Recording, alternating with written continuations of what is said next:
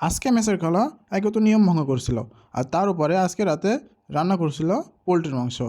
আর পোলট্রির মাংসে আমার এক পিস আলু দিয়েছিল, এক পিস চামড়া এবং এক পিস হাড়। আমি নিয়ম ভাঙার কথা কেন বললাম আপনারা আগের ভিডিওটা দেখলে বুঝতে পারবেন।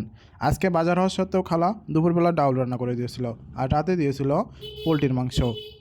কেন জানি মেসের খালার এই অদ্ভুত নিয়মকানুন আমাদেরকে অবাক করে দিয়েছে।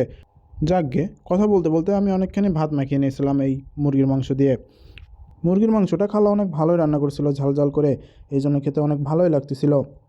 মাংসটা ভালো রান্না করার ফলেই আর এক পিস হলে ভালোই হতো। আর আমার একটি হাড় দিয়েছিল খালা। কেন জানি খালা আমাকে একটু হাড় দিতে বেশি ভালোবাসে।